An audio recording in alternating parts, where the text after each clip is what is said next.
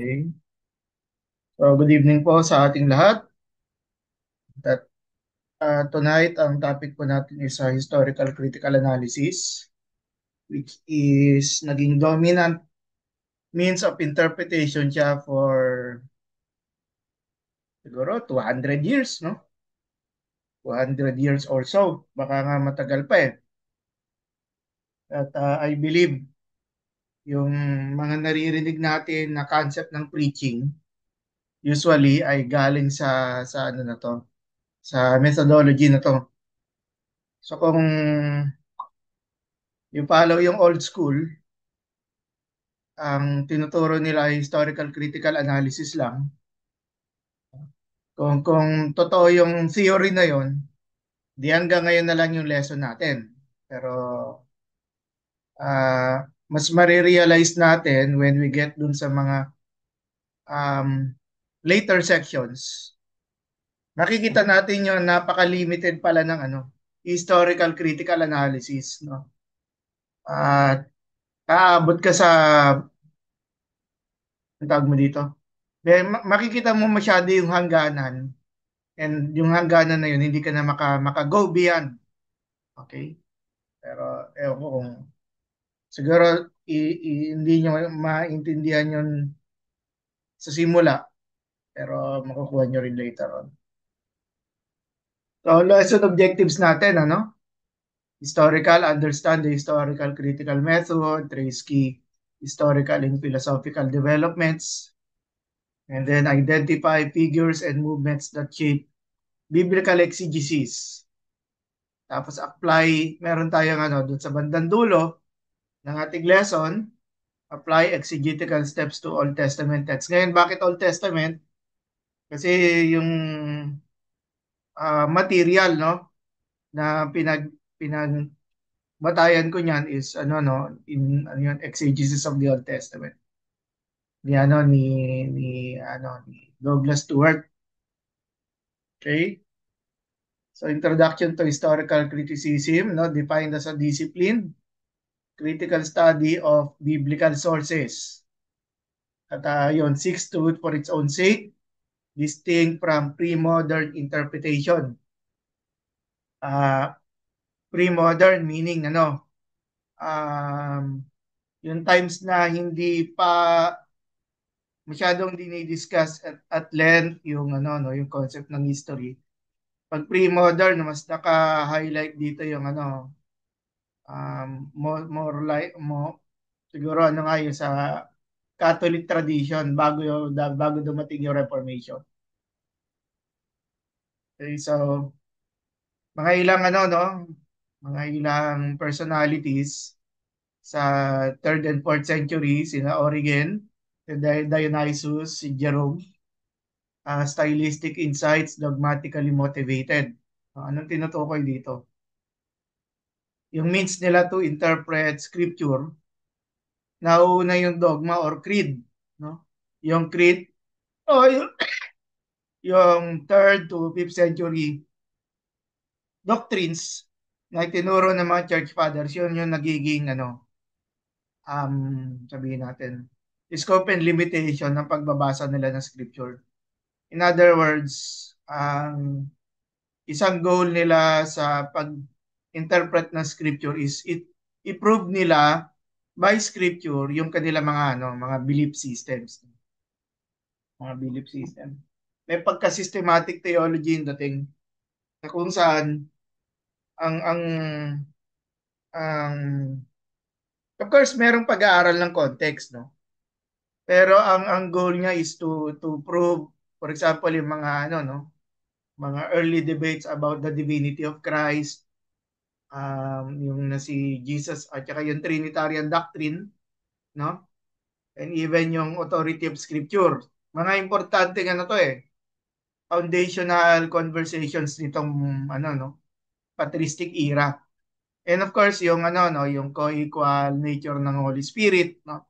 When we talk about yung sabihin natin within the sphere of understanding the doctrine of the Trinity. Of course, merong mga ilang problems kagaya ng Arianism, which is they are reading the same Bible, pero yung interpretation, for example, ni Arius ay ano, si si Jesus is ano no, um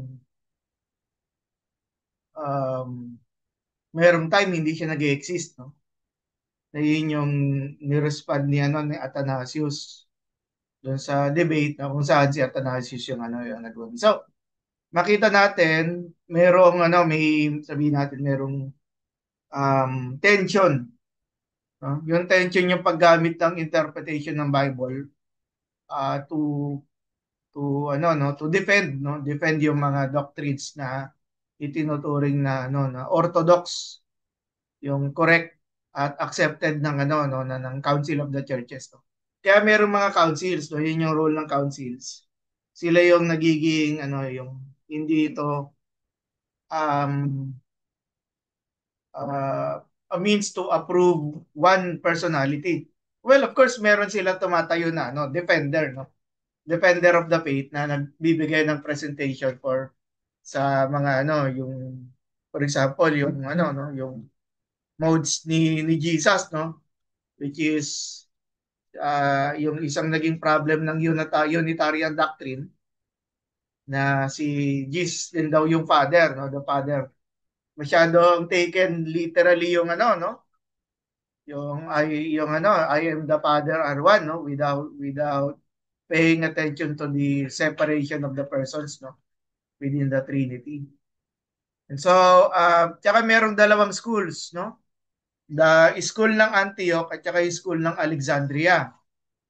Alexandria sa Egypt ay mas open sila sa allegorical interpretation. For example, si Philo, no? Si Philo na isang Jew na nabuhay ng mga AD 60 hanggang 80, no? Na ang argument ni Philo ay yung pagbasa ng scripture sa literal at saka sa allegorical. At when we talk scripture, ang pinag-uusapan nila dito yung Old Testament pa lang, no? Kasi by this time, kino-collect pa lang yung mga New Testament documents. At si Philo ay hindi naman Christian si Philo. So ang argument ni Philo, babasahin yung literal, pero it should move dun sa, sabihin natin, is sa allegorical, which is the spirit. Ang metaphor ni Philo na ginamit, na yung literal daw yung body at yung allegorical naman daw yung soul, no? Yung soul or yung spirit. At merong medyo mababa yung tingin ni Philo, no, sa literal interpretation. Mas pinapaboran niya yung role ng allegorical, no, kasi yun yung training nila yung Alexandria, yung ano nila exegesis nila is ano no, patungo sa sabihin natin mga ano no, yung allegories, no, use ng allegories. And of course yan yung sa Antioch, ano no, yung grammatical method failed, no. Yun yung tinutukoy yung literal, no. Mas nabigyan ng pansin yung ano, yung allegorical, ano. And then si Aquinas, si Gerson promoted literal and then objective exegesis. So,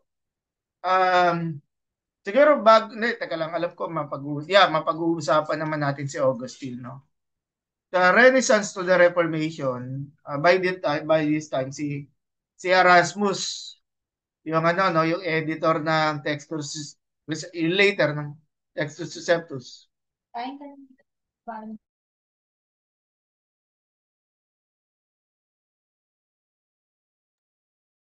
No? Si Erasmus at saka yung sila Reuchlin, ang ano no, patungo sila do sa literal sense, no. Kasi yung for example nung inedit ni Erasmus yung Greek New Testament na siyang naging basis ni Martin Luther sa kanyang German translation, no? Ah paano mo raw i-interpret, no, yung gospels kung i-take mo siya allegorically, no? So tumungo siya patungo doon sa, sabihin natin, ang direction ni Erasmus at of course later on maging si Luther at saka si John Calvin ay patungo doon sa literal interpretation, which is Until now, until today, no, very dominant, no, sa mga um, churches na merong fundamentalist background, no. At isasama ko ang Conservative Baptist ay sakop, no, doon sa fundamentalist na background na to na nangyari po sa United States noon noong um, mga 1940s, no. So para kay Luther, scripture over tradition, 'di ba? Ang battle cry niya is sola scriptura, no? Or yung tinutukoy doon yung five solas. At dito sa na to, yung clarity of the literal sense yung argument niya. At hindi niya sinasangayunan yung mamaya niya makikita niyo yung fourfold sense ng interpretation ng ng Roman Catholics, no. So para kay Luther ay preparation nito patungo dun sa sinasabing historical at saka grammatical analysis kasi um, mapalad naman tayo yung last meeting natin na pag-usapan na natin yung word study. Kaya doon ang goal na lang ng ating exercise for tonight is combine natin yung efforts ng word studies, which is yung grammar, study na grammar, at ang ng historical analysis. Yun po yung pinag-aaralan natin ngayon. Yung importance ng history. Kasi of course, ang presupposition when we talk about history, kung ito ay historical, nangyari ito. So may mga things na marahil parang ang hirap nang ulitin sa time natin ngayon, no? Yung burning bush, yung nahati yung dagat, no? Dagat na pula. At sa time naman ni Joshua, pati naman yung Jordan River nahati din, no? Or yun nga para makatawid yung no, yung bayan ng Israel papunta doon sa Promised Land, no? At marami pang mga bagay na na pwede nating sabihin na parang mahirap nang maulit, no, sa time natin ngayon. Pero important yung historical, no, kasi doon nakaangkla or doon nakasabihin natin yung foundation ng faith natin, no, is based doon sa mga events na to, no, to include for example even yung si Jonah na no, na nilonok ng isang whale, di ba? No? Kung sabi doon sa literal, big fish daw, no? Bahala na kayo kung anong fish 'yon, no? Pero malamang whale naman siguro 'yon, no? Hindi naman siguro 'yon tilapia o no, na nadambuhala, no? So of course, no, scripture over tradition. Again, bakit tradition? Ito yung time na no, mga maraming Roman Catholic doctrines ang nire-respondihan ni no, ni Martin Luther at marami nga doon inilagay niya sa kanya 95 thesis. Sa 95 thesis niya, inargue niya na no, sumala, no, hindi tumutugma yung mga traditions na ito na pinanghahawakan ng Roman Catholic Church sa sinasabi ng Bible, no. Kaya um, yung tradition na yon nadadala natin until now, no, yung sola scriptura. And of course yung yung literal sense. At saka importante din sa atin sa ating conversation na when we kasi sasabihin natin ini-interpret natin yung Bible Anong Bible ang ini-interpret natin? Kailangan ng Bible natin ay nakabase sa Hebrew at Greek, no? At yung Old Testament part ay Hebrew, um, ang New Testament part ay Greek, na meron ding Aramaic at sa Old Testament. So, doon natin nakikita yung kahalagahan ng roles ng mga interpreters to look at the historical background at saka yung grammatical. Kaya kayo nga tawag natin historical grammatical analysis. Another term niyan is historical critical analysis. No? Pero wag niyo pong tingnan negatively yung word na critical, no? Kasi ang idea lang dito is is um, inaaral talaga yung yung role at function ng words within a sentence. Kaya sinasabing critical. At saka for historical background. Now medyo balik lang tayo ng konti, no? sa case nila nung time nila Augustine at saka nila Bede, no? Nila Saint Bede. Ah, na ano na naging sabihin natin standard na ng Roman Catholic exegesis ang tinatawag na fourfold interpretation. Sayang no kasi ano yung tawag mo dito? Kukulamin yung time natin kung i-discuss din natin ito, no? Bagamat sa case nila Augustine, of course, yung sinabi ko kanina nila Philo at yung Alexandrian School na gumagamit ng allegorical exegesis, no? So makita natin ito ay nagpatuloy sa fourfold interpretation nila Augustine. Pero dito makita natin hindi yung kagaya ng sinabi ni Philo na ano mas mababa ang uri ang literal sa allegorical. Wala siyang ganoong ano. Wala sila si Augustine at si Bigna. Walang ganon din-develop na ano, hindi mahalaga ang literal. Pero um kasi ano no, um yung image kasi ni Christ very important sa ano rin sa conversation nito, no, kagaya ng si Jesus Christ as the Son of Man, of course the Son of God, no. Literal din siya, no, in the sense, pero pag pinag-uusapan natin yung divine part, no, yung divine part doon marahil nagiging useful yung ano no yung allegorical exegesis, no.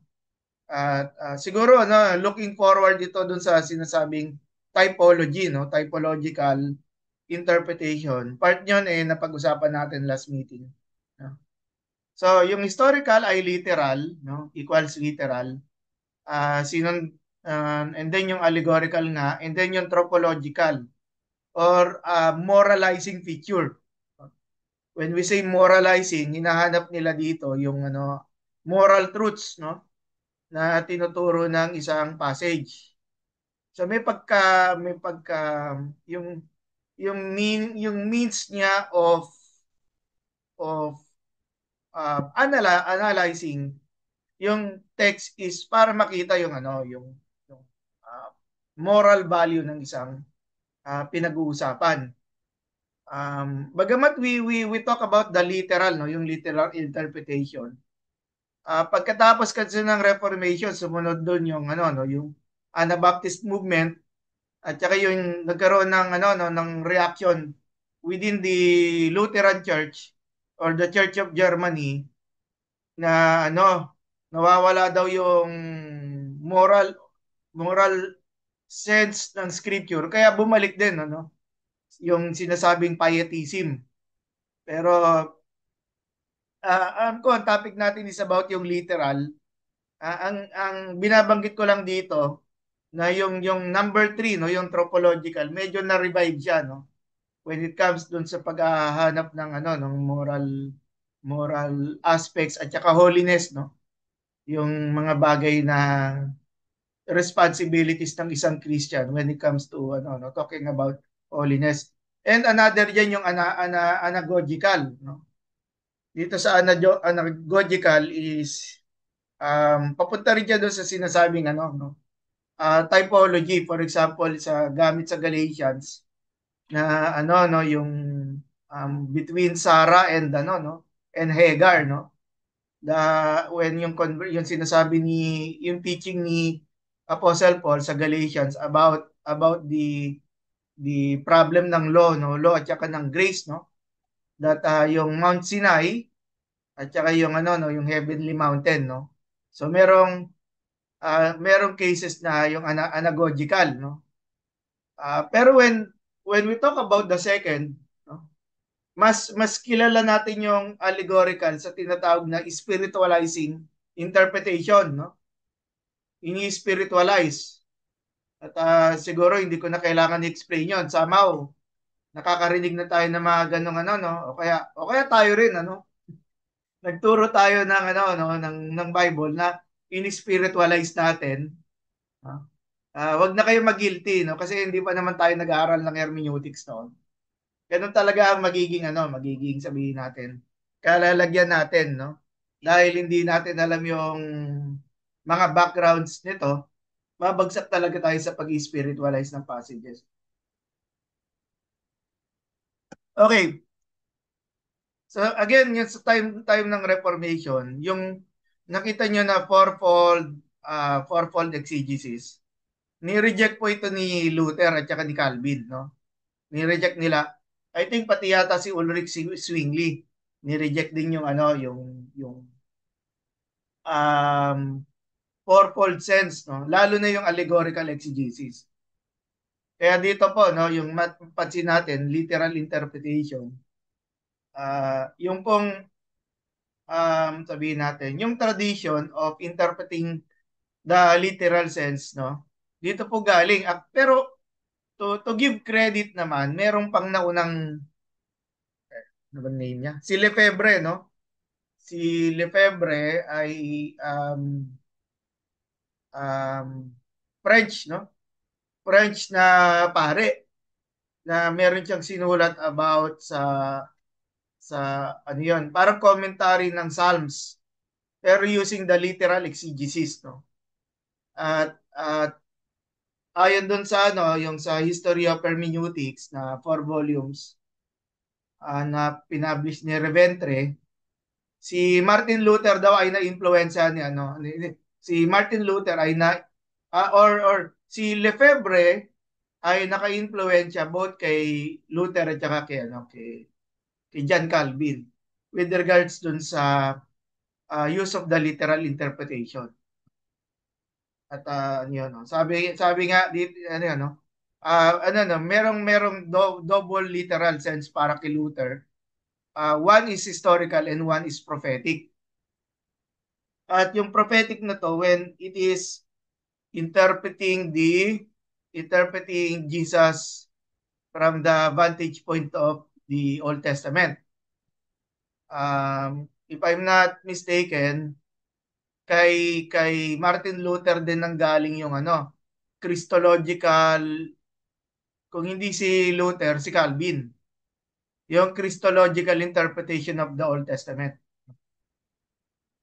Again, no, 'di ba kasi nga ang Old Testament kagaya ng mga sabihin natin, yung mga pinapahiwatig sa beginnings ng Gospel of Matthew, no? Na ang mga Old Testament prophecies ay na-fulfill kay Christ. So, paano mo nga naman babasahin yung Old Testament kung hindi naman ito naka-repair for Christians, no? Sa Israel siya naka naka-address, no? Yung original recipients niya. Kaya pumasok doon yung Christological. Christological means of reading the Old Testament. Okay? So literal pa rin siya, no? Looking at Christ, no, looking at the Old Testament from the vantage of ano, no, Jesus Christ. Again, bakit meron mga ganoong question, no? Kasi ang ano yun ang umiikot sila doon sa sabihin natin Talmud. Kasi merong interpretation tapos merong significance. Excuse me. Pag sinabing significance, nandun yung question na paano nagiging useful ang passage na to sa time natin, no? Sa time natin today. Sa case ni Martin Luther, yung argument niya na hindi naman din contradictory sa Roman Catholic doctrine about the doctrine of Jesus Christ and the Trinity. Nag-initiate nga lang siya using the literal interpretation, again in response doon sa existing materials ng Roman Catholics noong time niya, na karamihan ay allegorical yung dating. Okay, allegorical. Or again, ini-spiritualize yung mga bagay-bagay tungkol sa ng mga pagkabasa sa salita ng Diyos, no? Every prophecy and every prophet must be understood, no? From the Lord Jesus Christ, except when it becomes clear, plain, by clear words that he is speaking of someone else. Okay. Ito po yung ano, no, yung Luther's hermeneutical principles. Okay? Meron siya yung the psychology. Again, ano to, no? Ang means of interpretation is literal. Literal. Literal pero in the sense na uh, tumatawid yung ano no, yung bang ano ang anong um sa ano no sa sabihin natin sa realm of the intellect at saka yung mental activities, 'di ba? Ano yung psychological principle na tinuturo nung text no literally. And the second, the authority principle. Ito pa rin ano to, focus pa rin ito sa sola scriptura, no? Na ano 'yon, parang bang yung word of God lagi siyang tama. Lahat ng tao ay mali, no? Hindi lang pwede yung word of God ang magkakamali. So again yung sacredness, no? Ang isang tinutukoy dito ni Martin Luther, yung sacredness against the of course yung mga traditions na ibinabato ng ano no ng Roman Catholic counterparts niya nung time na yon, di ba? And then of course yung ano yung literal principle, no? The contra fourfold. So at least nandiyan na siya, hindi ko na kailangan explain yung fourfold principle. And then the sufficiency principle going dun sa argument pa rin dun sa ano no sa justification by faith, no? And yung Christological principle. So which is dogmatic no in the sense no dogmatic kasi ano hindi ko naman makita mali, very evangelical nga yung dating eh, no? Na when we read the Bible, no, ang purpose natin dito is to ano to have an encounter with Jesus. Hindi naman mali 'yon. Yun nga lang may maging careful lang tayo kasi merong mga passages, hindi lahat ng passages, no? According do sa context which is lesson din natin last meeting, no, ay hindi naman directly tumutungkol kay Jesus Christ. So kung hindi ito tumutungkol sa kanya, huwag nating ipilit na yun ay tungkol kay Christ. So yun, lalagyan din natin ng limits. So the function of all interpretation is to find Christ. Okay? Again, yung ano, yung or kung hindi Christological, pwede rin siyang Christocentric. No? Pero parang anong pinagkaiba niya, di ba? Of course, ano no, yung merong ano no, yung understanding ng historical, nagkaroon din ng ano, rise of methodical doubt. Kaya ang historical critical analysis, kung napapansin natin, masyadong special yung place niya kasi um, given the fact din na ang ano no, ang Christianity or yung Protestantism na naging basis na or yung basis ng Philippine Protestantism is ano no yung American missionary movements, no. Yung rise of methodical doubt, marami ito ay reaction ng American theologians sa European theologians. That includes yung mga British, French and German, no.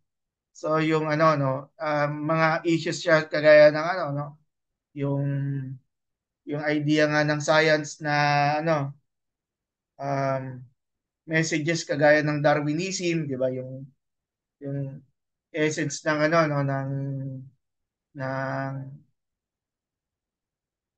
nag-evolve no, yung evolution, 'di ba? Everything is evolving. And then philosophy free from biblical authority. Nagiging problematic no kasi pag binasa kasi sabi nga kahit ang Kristiyano ay pwedeng basahin ng Bible, no? Pero ang question nun is ano ang starting point mo when you read the Bible? So ito yung sinasabing merong mga philosophies, no, na kung saan babasahin yung scripture pero hindi hindi yung creeds, no, ang nagiging starting point. And then of course, nandun yung mga concept ng ano no, yung um, mga polarity, no? Gaya nung kay Descartes, no, yung kay René Descartes, reason and doubt as foundations. Uh, when we talk about doubt, wag kayong matakot sa term na 'yan, ano? Kasi ang doubt when we seek the scriptures, no, it results in a better understanding, no? Mas nabibuild yung convictions natin, no? Rather than yung nag-aral ka ng Bible tapos kung ano yung tinuro ng teacher, eh, basta pinaniwalaan mo na lang, no? Na tayo ay nawala dun sa sabihin natin. Nawala yung um, yung chance natin, no, to understand and to participate dun sa conversation. Na mahirap yun basta't maniniwala na lang. No? Para sa akin ay problematic yung ganung perspective. Yeah. Enlightenment to modern historiography, no, God acts in history, but undemonstrable. Um, hindi ko lang sure kung yung point ni Ranke dito ay ano, no? Ay baka ang sinasabi niya dito yung yung ah yung nangyayari yung kasaysayan, no? God is in history pero hindi yung yung hindi always the same kagaya ng mga naranasan ng mga tao doon sa Old Testament, no? Yung very miraculous yung dating. And then gusto kong pansinin yung kay Schleiermacher, no? Si Schleiermacher na yung na binabasa yung scripture religiously. Okay? So, hindi naman siya, ang tawag mo dito, hindi naman siya totally against to sa sinabi ni Martin Luther na sola scriptura, no? Kasi ang kung sinabi natin Christocentric yung ating means of interpretation, automatically meron tayong religious content, no? Na hinahanap, no? Yung religious representation natin or yung faith statements natin. Kasi pag sinabi kong religion Christian ka, hindi ka member ng Islam, hindi ka Buddhist. So, and then of course yung historical objectivity, which is a construct, no? Gusto kong habang maaga pa lamang, gusto kong ituro sa inyo yung historical objectivity ay isang construct. Pag sinabing construct, tayo ang nag-create noon sa ating mind na objective yung ating interpretation. At siguro bakit ganoon? Ano ba ang meaning ng objective interpretation, no? Na kung for example, nagkaroon ka ng experiment about a frog, no? May palaka na binuksan mo yung katawan ng palaka sa Pilipinas, no? Tapos pumunta ka ng Middle East, no? At nakakita ka ng palaka doon, pag binuksan mo yung palaka, pareho rin yung resulta. Ganun yung yung sinasabing scientific objectivity. Naalala ko nung bata ako, bumili kami ng yung material para sa about science, no? About sciences, no? Tapos siya, treasury of of living, parang ganoon, no?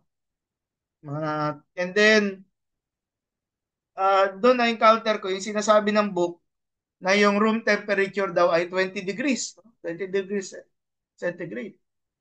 Nagtaka ako noon kasi sa Pilipinas ang init. Hindi naman 20 degrees yung room temperature. No?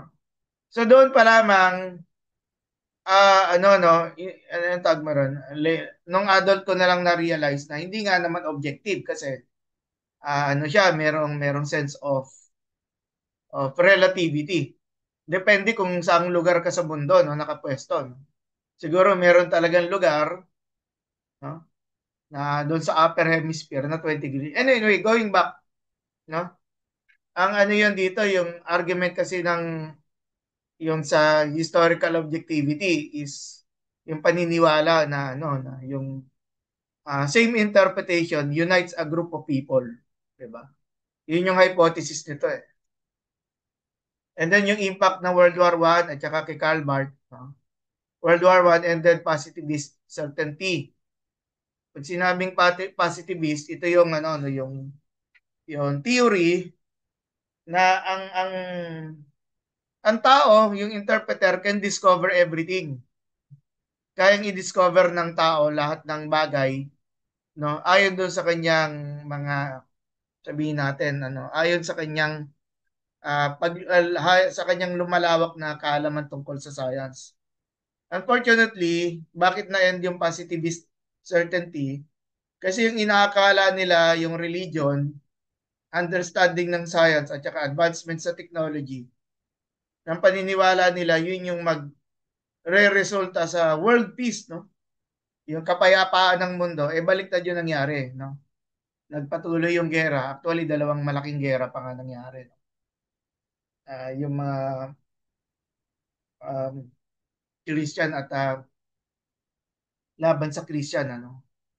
So, para kay Karl Barth, criticism is preliminary to theological interpretation.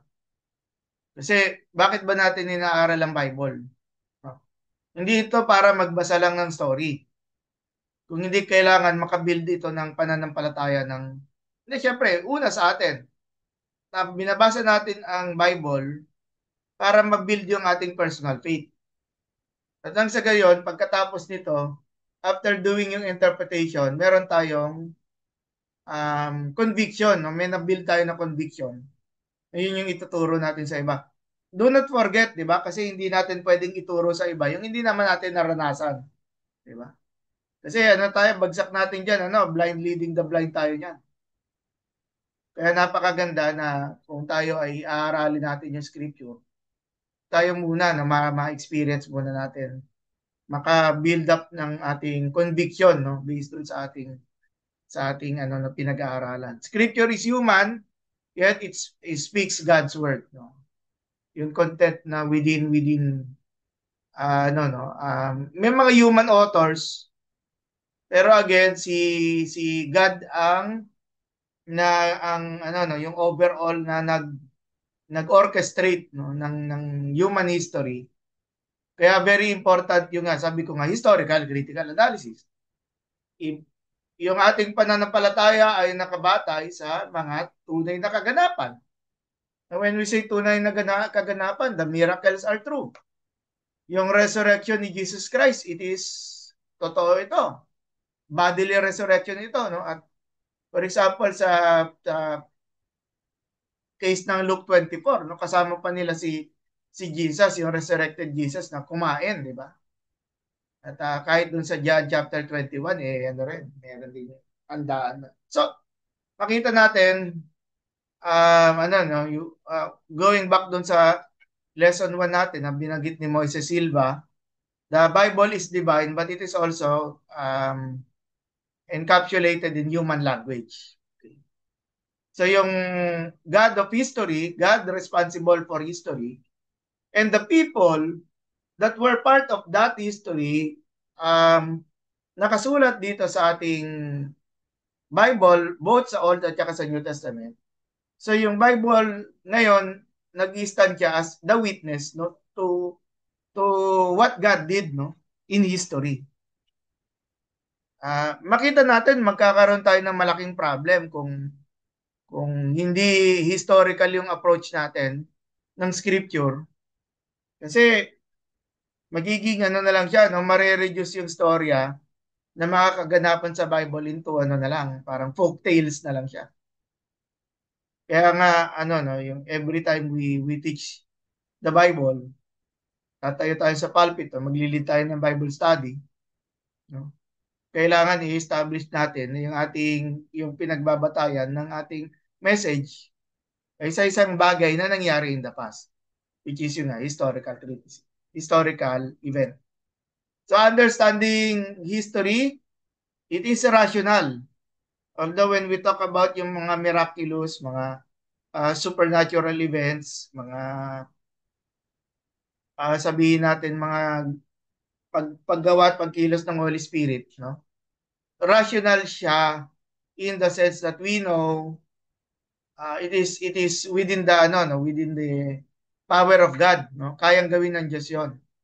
Kayang iparanas ng Holy Spirit yung ano no, yung miracles doon sa ating mga ano doon sa ating mga binabasa, no? And of course, it is empirical. Ibig sabihin, it can be tested, no? Yung pagbasa natin. Of course, kaya nga uh, ano magiging responsibility ng isang interpreter ng Bible when it comes to history, no? Ay intindihin nating mabuti yung nangyari. And again, we are glad and thankful na marami na tayong material na publish within the sabihin natin within the methodology ng historical critical analysis. Merong pag-aaral ng words, which is word study, pero pag-aaral ng kasaysayan. At doon, yun yung sabihin natin, doon ngayon natin pwedeng ipakita yung ating sipag at saka yung kasipagan niya at saka husay no, ng pagtuturo. The more na alam mo yung history, the more na alam mo yung iniisip ng author, lalo tayo napapalapit doon sa sinasabi nating biblical truth. Okay? Napapalapit tayo doon sa biblical truth. And then balik tayo doon sa ano, no, yung sa unang lesson natin, di ba, sa Second Timothy, di ba? Na ano tayo no, yung maging workman who is ano no, approved, no? Not ashamed, no? When correctly handles the word of truth, yun yung gusto natin. Dito tayo tutulungan ng ano, ng history, understanding history. At pero reality talk tayo, no? Maraming tao ay hindi masaya pag nakakarinig ng history. Ayun, no, hindi ba? Sabi ng iba ay boring daw yung history, pero ah, babalikan ko yung sinabi ni Grant Osborne. Gusto ko yan ano yun.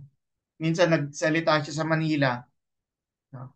Sabi ni Grant Osborne kasi ang accusation daw sa mga preacher when we talk about historical or yung methodology natin sa interpretation, sasabihin daw ano, boring daw yung Bible. No? Boring daw yung Bible. Sabi ni Grant Osborne, hindi raw yung Bible boring. Ikaw daw yung boring. Tawa namin. Which is, oo nga, no, na ang Bible, hindi siya dinesign para mag-bore ng tao. Di ba? Kung hindi, para nga, ano, mabuhayan nga tayo dahil nga, ah, nagsasabi ito ng katotohanan at makakabuti ito. So, yung problem, bakit nagiging boring? Tayo na lang yun. No? So, improve natin when we talk about history, ay ano, no, ay sabihin natin, maging creative tayo kasi papunta na yan sa homiletics, no? Part na yan, yung pagpapaliwanag ng ano, ng ating pinag-aralan through hermeneutics. No? And then yung narrative form, preferred focuses on the causes and meaning.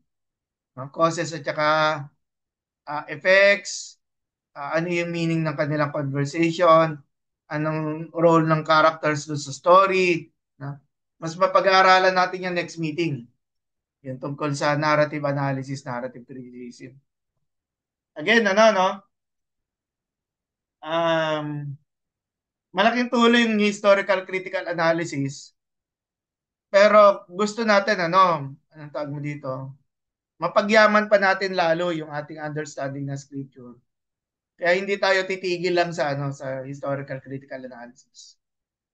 And then of course, when we understand history, ay we are trying to to imagine, no? Imagine the events at paano nag-iisip yung mga tao noong time nila. Kaya very useful sa atin yung yung historical study. And when we use history sa pagtuturo natin ng scripture, ini-invite natin yung mga yung mga tagapakinig para sila rin ay sumali doon sa na yon, doon sa pag unearth or yung pag hukay ng mga mensahe na mga kaganapan kasi na nangyari noong time. Meron nga lang, of course, disadvantage. Siguro uunahan ko na kayo bago tayo tumungo doon sa steps in OT exegesis. Again, maging careful tayo, no? Sasabihin ko na ahead, no? Maging careful tayo when we study historical critical analysis or we study words, nag-aaral ka ng Greek, nag-aaral ka ng Hebrew, inaral mo yung term na ito, hinahanap mo yung syntax, iningatan mo na hindi ka maging word study fallacy or yung mga errors na pwede mangyari pag nag-word study tayo. No? May mga preacher kasi na pagkatapos nilang i-preach yung historical critical analysis, hindi na sila makapunta sa present. Okay? Na-trap na sila sa na-trap na sila sa ano sa nag time travel, nagturo sila tungkol sa mga kaganapan na nangyari in the past. Hindi na sila makabalik sa time na ito. At doon palagay ko sa akin palagay ko hindi palagay. Talagang nakikita ko problematic 'yon, no? Kasi parang ano ang nagiging assumption nito, nagturo lang tayo tungkol sa past pero hindi natin na achieve yung totoong meaning ng hermeneutics, which is paano nga naman siya paano yes, yes, salamat Pastor John. Paano nga naman niya ina-address yung needs natin today? At ano no, yung lesson 2 natin, we talk about the role of the interpreter in studying the scriptures. At nagkaroon din tayo ng mga ilang tanungan, di ba? Kung tungkol sa ano yung mga nakikita nating needs dun sa church. At siguro nga, when we talk about interpretation, at salamat naman sa Diyos, we are moving forward. Naririnig natin, sabihin natin, in a positive direction. Kasi, tanong natin na pag ito ba yung needs ng church, uh, um, or paano natin nga naman, may connect yung needs ng church within doon sa scripture. Diba? At, kaya very important, hindi naman, yung role ng discernment para mapili natin yung passages na tutugma doon sa pangangailangan ng ating mga members. And again, even doon sa Bible study. Uh, isama ko lang doon sa conversation yung sinabi sa akin ng nung ni Hazel kasi merong project about Songs of Songs, no? Songs of Solomon. Ay paano mo ituturo yung Song of Solomon sa no, sa mga kabataan, 'di ba? Siguro ang gawin mo na lang, medyo skip mo na lang, no? Huwag na lang muna ngayon. Hindi naman tayo ang tawag dito. Hindi naman natin dinadaya ang mga kabataan kung hindi natin ituturo yung Song of Solomon. Huwag lang muna kasi mas siya, mas nakakaangkop siya sa no, sa isang mature and adult audience, no. So, okay, steps in Old Testament exegesis, 'di ba? Two parts kasi merong 5 and then merong 6 to 11. Confirm the limits of the passage. At mag-focus ka lang sa isang historical event.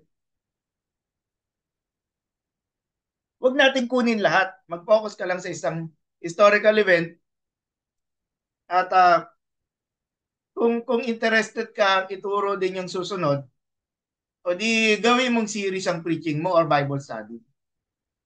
Pero you confirm the limits. Kasi nga naman, mas maraming talata, mas maraming problem, mas marami kang kailangan intindihin.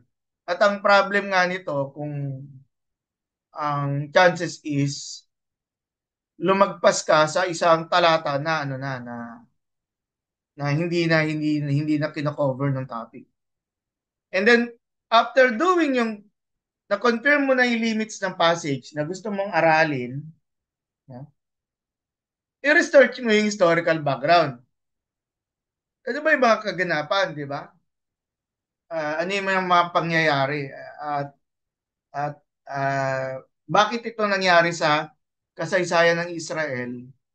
Ano yung tinuturo ni Yahweh doon sa pangyayaring ito? Kasi ang pangyayaring ito pwedeng blessing or pwedeng pagkatalo. For example, sa case ni Joshua at yung 'di ba yung pagkatalo nila doon sa Ai, 'di ba yung city ng Ai na kung saan meron palang itinabi ng mga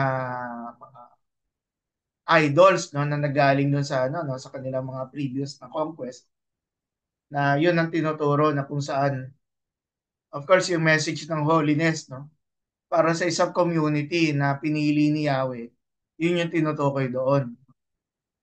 At examine social setting. So dito, nagmo-move tayo doon sa isa pang level within history. And again, we are thankful kasi noong 19th century, nakafocus lang sila sa history, pero yung contribution ng 20th century studies ay yung ano na, yung dahil nga doon sa migration, globalization, especially rin na pagkatapos ng World War II, ay mas napanabigyan ng pag-aaral yung tungkol sa ano no sa Jewish culture and history. Kaya maganda makita natin yung social setting at ang question kasi ng number 2 sa 3, yung number 2 it begs the question of the who, what, where and when. Okay, who, what, where and when. Pero when you talk about yung number 3, examine the social setting, it answers the question why. Bakit? Bakit sila ganoon? Bakit ganoon yung pamumuhay nila? Bakit ganoon yung kultura nila? At doon sa ating recent, for example, hindi ko alam kung kayo ay nagsasagawa pa ng Seven Last Words, no? Nung pagdating ng Holy Week, no?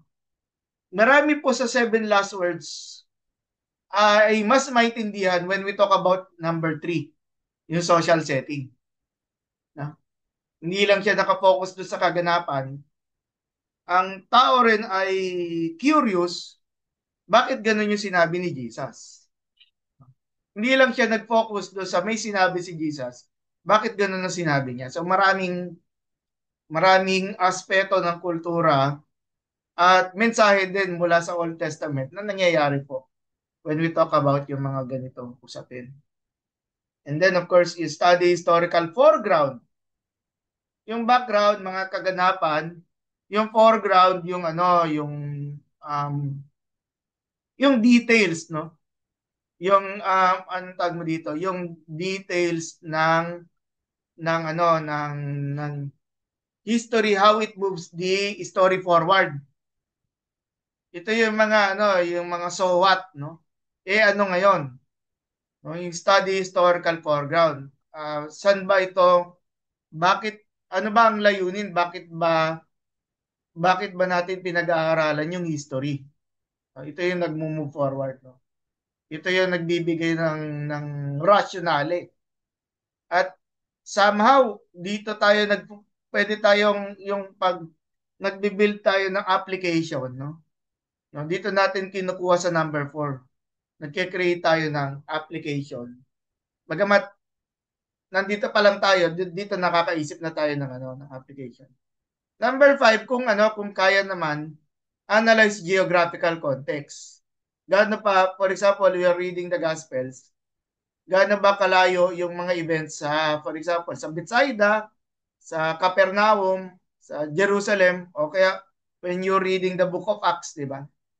Uh, gaano kalayo ang Lystra at Derbe sa Tarsus. So ano bang pinag-uusapan natin? Kasi sa book of Acts, no? Yung sa Lystra ay kung saan natagpuan ni Timothy, ni Pablo si Timothy. Provincially, ang Lystra ay malapit sa Tarsus, which is yun yung hometown ni Apostol Pablo. So in a way, ang Tarsus at Lystra, dahil sa geographical location nila, somehow nagkakalapit sila ng kultura. Kaya si Timothy, madali siyang nakakasundo ni Apostol Pablo, di ba? I'm just trying to showing examples. And then number 6, date the passage. Kailan ba ito mga kanya nangyari? Remember, ito ay ang pinag-uusapan natin dito ay personal study, no? Hindi naman kailangan pagpunta mo sa pulpito sasabihin mo, ang kaganapan na to ay nangyari noong 4th century BC, no? So, ang maganda nito, pagbaba mo sa pulpito, tinanong ka sa no? Pastor, ano ba yung mga nangyari noong 4th century BC?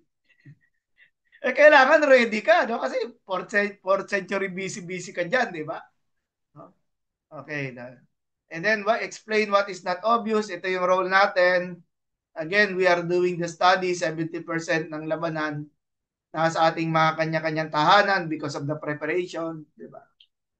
Hindi kailangan pagpunta mo na pulpito, ipaalam mo lahat. No? Hindi nila kailangan malaman lahat. Pero yung mga kailangan nilang malaman na nang una parang malabo sa iyo, no? Mahirap naman pagbaba mo ng pulpito tapos na yung mensahe, yung malabo sa iyo, malabo rin sa kanila. Okay? Meron tayong hindi nagawang due diligence doon. Okay? Explain what is not obvious. And then focus on keywords. Again, the partnership, no? Ng historical at saka ng word study, ng historical at saka grammatical analysis. Focus on keywords, no? And then conduct word studies, of course, 8 and 9. And then 10, explore use of the words. Paano rin ito ginagamit sa rest ng scripture, no? Baka naman ang gamit nito ay hindi rin pareho, no? And then of course, 11, analyze broader scriptural connection. So ito naman na yung tema, yung mga macro themes na kung yung kunyari we are talking about salvation history o kaya yung covenant, no, covenant theology. So makita natin there are themes within scripture na hindi lang siya nag-i-stick sa passage na iyong tinatrabaho o yung pinag-aaralan mo. Of course, yon discussion and application. Ay yung apply 5 steps, no, hindi na natin, bagamat last meeting, yung tungkol dun sa crossing the bridge, no, yung ginamit na pinag-aralan natin yung Joshua chapter 1, no, nagawa natin yon, no, yung apply 5 steps, no, yung itong first 5 na to, dito kunyari. Pero again, kung kayo ay naghahanda para sa inyong mensahe sa Sunday, so bakit hindi nyo subukan itong na to? Itong process na to. Hindi nyo na kailangan anong tawag mo dito? Hindi nyo na kailangan magpasa sa akin ng paper na ginawa nyo ito at ito yung mensahe. Pwede rin gawin yon pero hindi naman ako ganun ka-demanding. Ang gusto lang natin na kaya tayo nag-aaral, gusto natin magamit ka agad sa masa, sa ministry. Kung kaya magamit on Saturday sa preparation mo, why not? No, why not? At at tayo rin ang talagang tayo bilang mga interpreter ng scripture ang talagang magbe-benefit, no, sa ating mga ginagawa na ito. So siguro for a test case gamitin natin yung um gamitin natin yung pag-aralan natin yung um pag-aralan natin yung sa John chapter 4, no, yung Samaritan woman at the well. Actually paborito ko yun eh. Kasi napakayaman ng material at punong-puno siya ng aral tungkol sa kasaysayan.